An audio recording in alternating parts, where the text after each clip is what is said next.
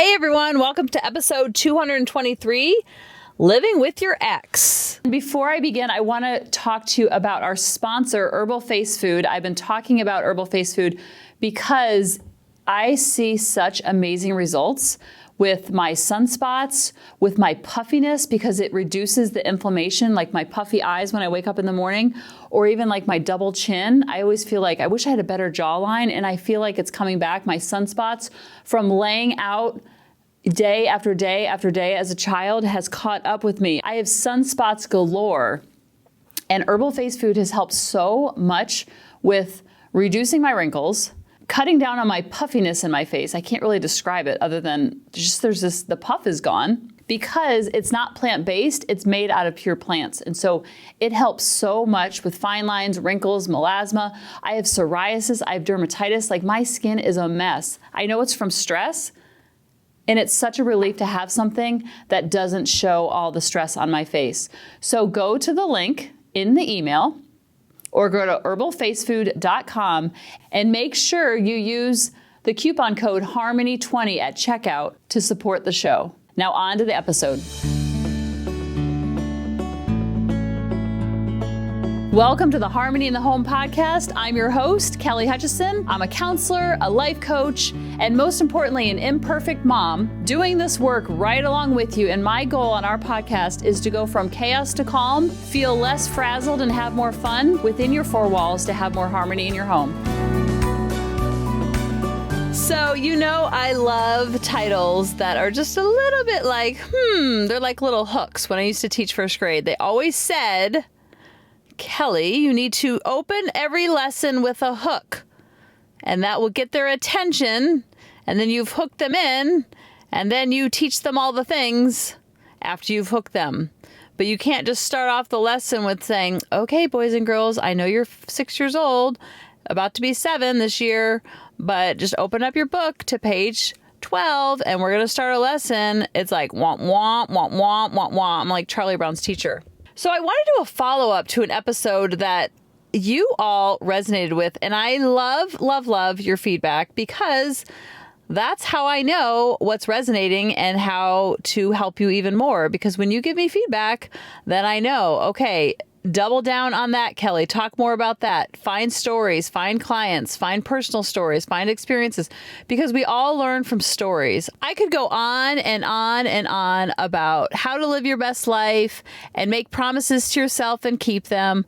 But how do we always learn? We learn by examples and by stories, personal stories, client stories, stories from your heart, stories from your emails, stories from your Facebook comments, and your things that you write me on Instagram.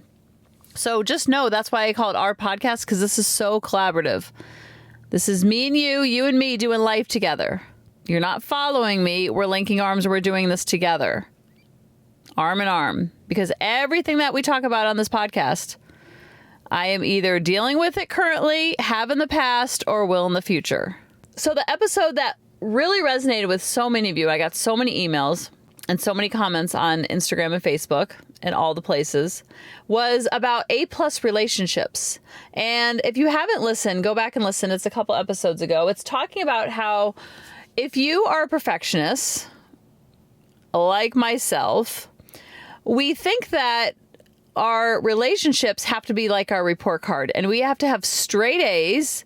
So if you were a lot of pressure was put on you from outside sources to be perfect. And a lot of times it's self-inflicted. If you were a firstborn, I can bet $100 you probably struggle with perfectionism. I think if you're listening to this podcast, there's a 99.9% chance that you struggle with it because you're listening to this become a better mom, a better dad, a better grandparent, better human. Even though I've said for 223 episodes that you don't have to do anything to be better at life or what you're doing. And when you take that pressure off your shoulders, you take that pressure off of all the people around you and those relationships. So if you were raised in an environment, self-inflicted or externally inflicted, or a combination of both, to get straight A's, to be that overachiever, to get all the degrees, to get all the money, to get all the grades, to get all the sports, to get all the medals at the awards night, a lot of times that can transfer into when you're an adult. And so you want to get straight A's in life. You want to have a clean house, well-behaved kids, a doting spouse, loving parents that go to all the grandkids' sports events, a great relationship with your church or synagogue, volunteering 30 hours a month, the finances are in check, and all the relationships all have to be in check too. Now, I can bet you $7,000 that there's not one of us, me included, that has A's in all those areas.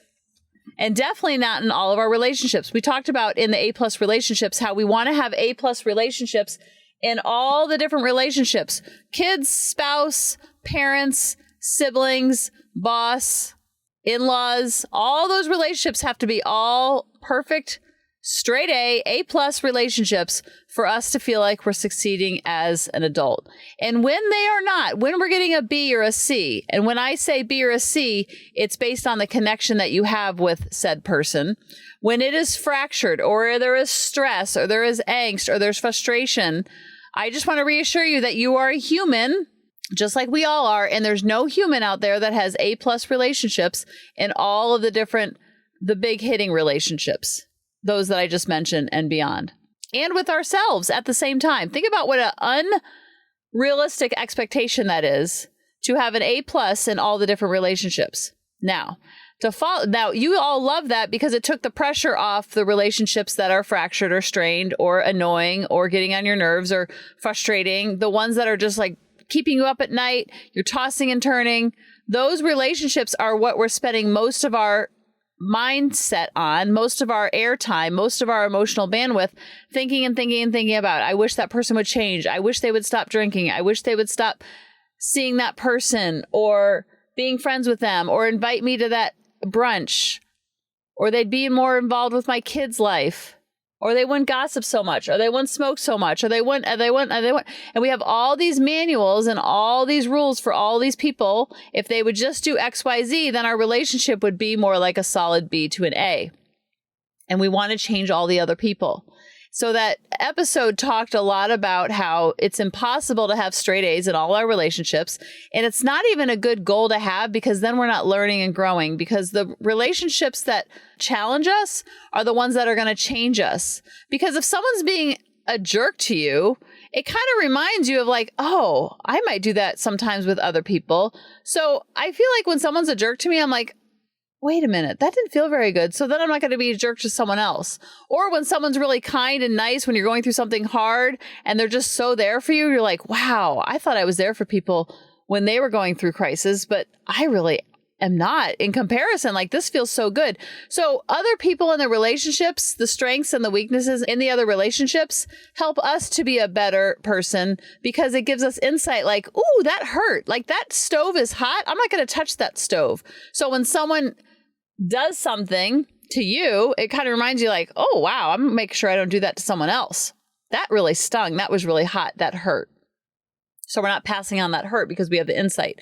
So the reason why I called this living with my ex is because, or living with your ex, is because we spend so much time in the thought process of the relationships that are in the D-F range, because we just think if we could think about it more, worry about it more, obsess about it more, that it will change and suddenly become a B+. That we're suddenly going to change the X. And I use the word X because it could represent an ex-friend, an ex-husband, an ex-wife, an ex-boyfriend. I just use the word X, but I wanted to represent any relationship in your life that is causing you stress and angst. It can be with your mother or with your father or with your greedy grandpappy. But you don't have an ex-mom if you're having issues with your mom. But the word X can represent your mom because it's the relationships that's causing you the most stress and angst. Now, we talk about all the time, my friend Tracy talks about how we only have so much emotional bandwidth every single day. We are spending so much time, me included, focusing on and thinking about and obsessing about the D and the F relationships. And then we're missing out on all the A, B, and even the C relationships. C's are good. I always tell my kids, C's get degrees. Nothing wrong with a C. Did you try your best? Then forget the rest. C's get degrees. So we're missing out on so many A, B's, and C's relationships because we're so hyper-focused on our emotional bandwidth on the D's and F's relationships. The grading system that you're using for these relationships is all made up. It's the one that stresses you out. Now, does this mean you can never think about it and if you think about it, then you're doing something wrong? Absolutely not. I'm just inquiring of why we're spending so much time on the D's and the F's and then we're ignoring the A's and the B's. It's kind of like bringing home a report card, having all A's and B's, and then having a D on there for trigonometry. And then our parents are like, oh, nice A's and B's, but why is this a D? That doesn't feel very good, but that's what we're doing right now. And so when I said living with the X, even though the X is not in our lives, we're spending so much time thinking and obsessing and wanting this X person in our life. X could mean EX or X like in algebra. X equals YZ. We're spending so much time focusing on the X relationship that X is actually living in our four walls, because what comes in our four walls? The energy that we're emitting off. We're thinking and obsessing. So we're actually bringing the X and having him or her sit on the couch right next to us while we're watching our fluff TV, or we're watching the news, or watching reality TV. Or if you're in my house, you're watching true crime with me. Not when the kids are around. And why do we do that? We do that because we think if we can obsess about it, we can worry about it, and we can think about it, and we could just change them in our brain, then it would go up to an A or a B. And if you've lived any length of time longer than 15, 20 years on this planet, you know you cannot change other people. You just accept the as is of that other person. And instead of expecting them to change, we bless and release, and we love them just from afar, but we don't have to invite them into our house for chicken dinner and watch true crime with us and sit on our couch all day, every day.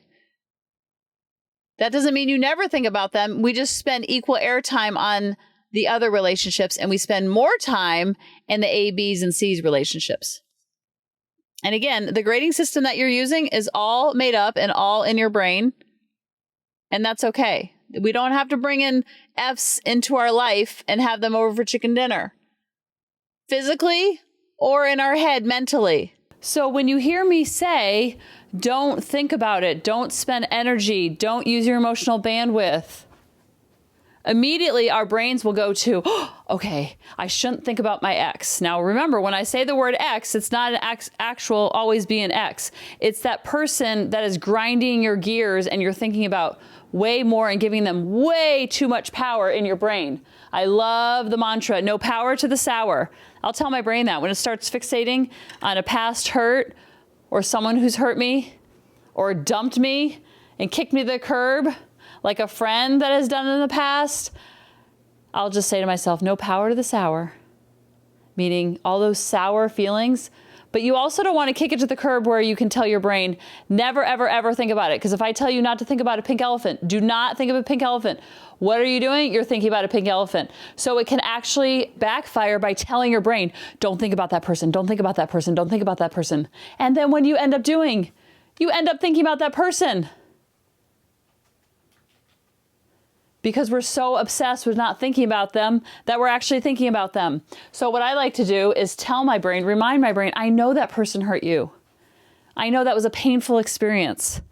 That was you feeling rejection, and that doesn't feel good. I talk to my brain like it's a little kid and it's nervous to get on a roller coaster, or it's nervous to go to camp for the first time, or it's nervous to talk to the hair person. When my kids were little, they were so nervous to get their hair cut because they didn't want to do small talk with the lady or the man. So I just talk to my brain, I remind myself, and I remind my brain, it's okay. I know that person hurt you. That person reminded you of how not to hurt other people when the same situation comes up. Because you know how it feels, so you don't want to ever make anybody else feel that way. So maybe that was the role of that person, to come in your life and teach you about rejection, so you're a little bit softer and don't reject people.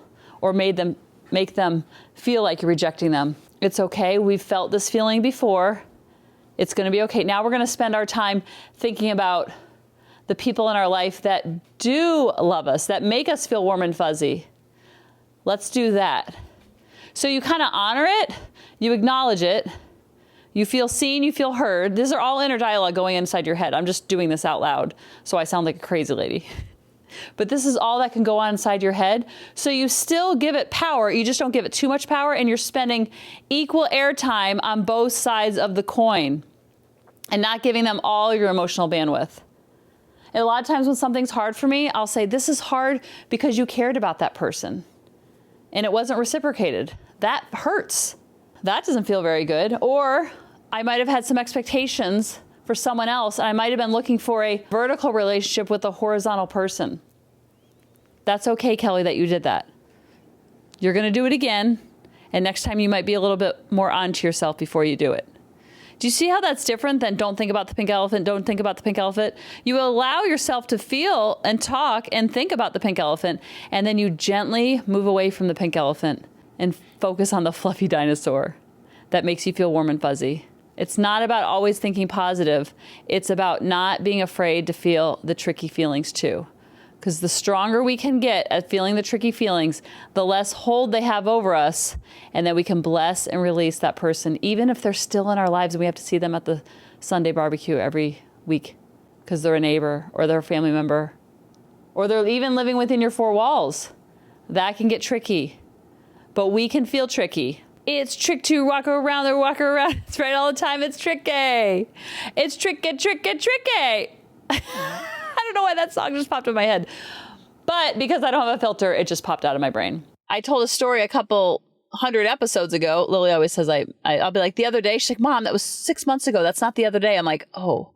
Anyway, this was a long time ago. I talked about it in a previous episode, how I was working with a client and she was so upset that her brother-in-law had stolen a lot of money. They were in business together, and the brother-in-law had embezzled money and went to jail. And he went to jail they were all in business together. It was two families together in business together. And he embezzled from the company, went to jail for it, had a trial and everything. And this sweet client could not get over the fact that he stole and was obsessing about it. And I said, every single day he's stealing more from you, not physically the money, but he's stealing your joy. He's in jail. Bless and release him. And yes, you can think about him, but you don't have to obsess about him and worry that it's going to happen to you again, because what happened is like getting struck by lightning. Could it happen again? Of course it could, but now you know you can go through it again. Do you want to? Absolutely not. Are you going to have more safeguards up? Are you going to be more suspicious and probably be able to determine it a lot earlier? Absolutely. That's why these experiences happen. Not that it's a good thing, not that it's encouraged, but we don't want to have the ex sitting on our couch eating chicken dinner and eating popcorn or watching true crime. We want to eat the popcorn with the people who fill us with joy, and we fill them with joy. And it's that easygoing relationship where you can let your hair down with that person. That's when you know you're in a good relationship and it's a healthy one, when you can let your hair down. You're not on eggshells, tiptoeing around each other all day, every day. And if that person lives within your four walls, then you have to figure out a way to navigate that within your four walls so it's not impacting the other people that are in the four walls. Because family dynamics and who's living in your four walls is like a hula hoop. And everyone in the hula hoop is affected by everyone else in the hula hoop. Just like if one of my kids is sick, we could either catch it, but even if we don't catch it, just having them laying on the couch and that energy of them just zoned out and feeling like crud, you feel so bad for them. And it's like, it's such a Debbie Downer, but not in a bad way, like you're mad at them about it, but it's just like, oh, the vibe in the house is so low because there's a sick child, or if a spouse is sick. You just feel so bad, and it just affects the whole family dynamic because everyone in that four walls is like in a hula hoop. And sometimes we think, oh, well, one does, it doesn't matter what the other person does because we're separate people. But when you're sharing the four walls together, it absolutely is contagious. Energy is contagious just like colds are. My kids don't usually get strep throat, but if one of them got strep throat would probably go through the house. We would probably catch it from each other. And just like we catch colds from each other, we can also catch energy, Positive and negative. That does not mean you always have to be positive, bubbly, doing cartwheels around the house. It's just that relaxed, calm energy is where kids thrive and where it can be like a safe haven for you to go home after a long day. But we're not bringing the ex in the home with us. We're not having them sit down and eat popcorn while we watch true crime. That can happen when we are obsessing and thinking and wanting to change them and mold them. If I could change people, I would sign up for that class. It's literally impossible. So when you know that, you can bless and release, stay in your lane, and focus on the relationships that are A, B, and C. Because a lot of times we obsess so much about the D's and the F's that we spend so much time on the D's and the F's, and we still get D's and F's, D's and F's, D's, that all of a sudden the A, B's, and C's, they start to flounder. And all of a sudden those A's and B's turn into C's and D's because we've been spending so much time on the D's and F's relationships. Not so much time with them, physical time, but emotional and mental time. So we're not inviting them into the house. We're not inviting them into our thoughts. We can think about them. We just have to make sure we're giving equal airtime on the other side. And when you do this, you'll realize how many blessings and how many A's and B's you have. And then your A's and B's will become even higher A's and B's. And then the D's and F's won't impact you as much because your GPA overall will be one of harmony. And then you'll have more harmony in your home. I love you guys, and I'll talk to you next week. Bye-bye. Hey, mamas, thanks for listening. If you had any ahas, clicks, or those lightning bolt moments while listening, you have to check out my free parenting bootcamp, where we take all of this to the next level, and we try to create even more awakenings for ourselves so that we can connect more with our kids and never yell at them again. You can sign up at www.coachingkelly.com. And if you really want to fill up my love cup, send me an email of what your aha was, what your click was, what was that lightning bolt moment while you were listening. I want nothing more in life than for you to have harmony in your home and to learn how to be an imperfect mom like me, which allows your kids to be imperfect too, each and every day. Thanks for listening.